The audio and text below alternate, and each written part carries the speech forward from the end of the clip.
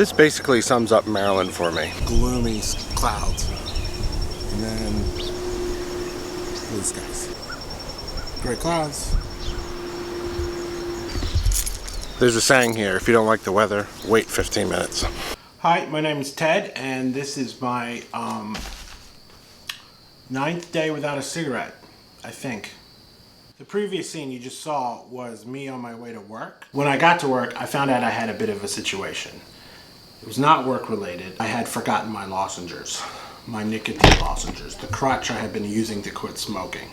What I've been using to quit smoking are make these videos, lozenges, and willpower. So I was at work, all I had was my willpower. I have to admit the anxiety kicked in a bit. I was really anxious. You know, was I going to be able to make it through the day without the lozenges? And then a solution popped in my head. Right across the street from me is a Dollar General. Does Dollar General carry lozenges? They carry these. They carry the Rexall brand.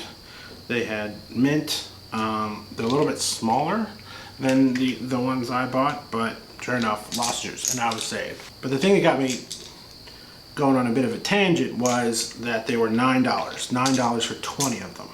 20 lozenges for $9 hit a note with me because cigarettes come in packs of 20. So the average in the state of Maryland is $7.75 for 20 cigarettes. It made me realize that these lozenges were actually more expensive than cigarettes. When I got home, I got out my notepad and started doing math.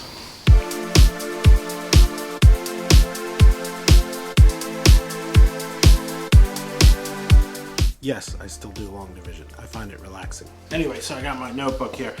So a cigarette cost about 39 cents per cigarette. A CVS lozenger cost 62 cents. I also did the math on the Dollar General place.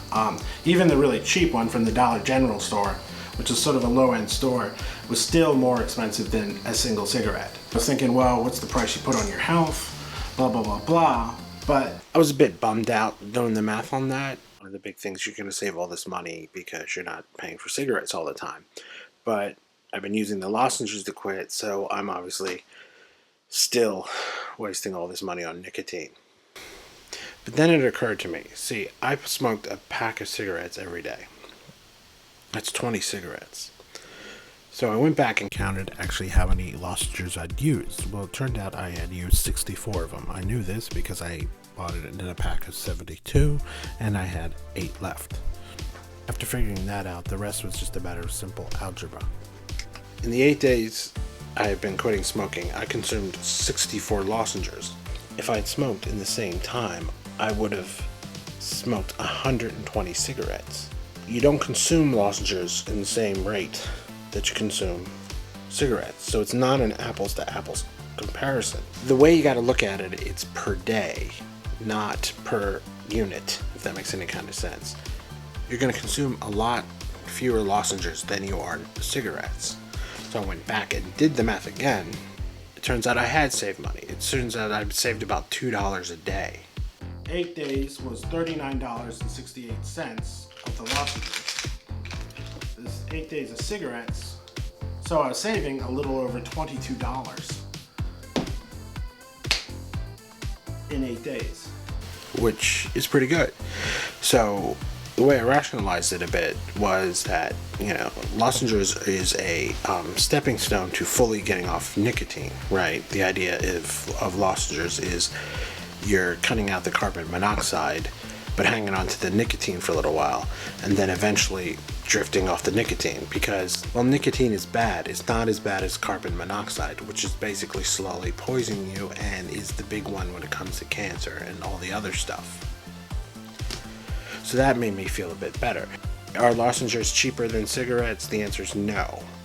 Will they save you money? Yes, because you're just not going to consume them at the same rate as you're going to smoke cigarettes. Clearly your mileage may vary with this. It's going to depend on what kind of smoker you are. If you're super heavy, you might go through these things like M&Ms. The big thing I had to reinforce with myself today is the lozenges are a stepping stone to fully getting off nicotine. I won't get the full benefits of quitting smoking. For example, saving money until I fully am quit and I'm in the clear. While I'm doing a lot better, I still have a long way to go. Kicking nicotine is gonna have to be the next big step. Anyway, that's the rat hole I went down today. Didn't really get a chance to go out and shoot any cool footage today. I was too busy. I think I'm gonna go edit this video and then use my new workout machine while this is exporting and uploading to YouTube. All right. Thanks for watching, and I'll see you tomorrow.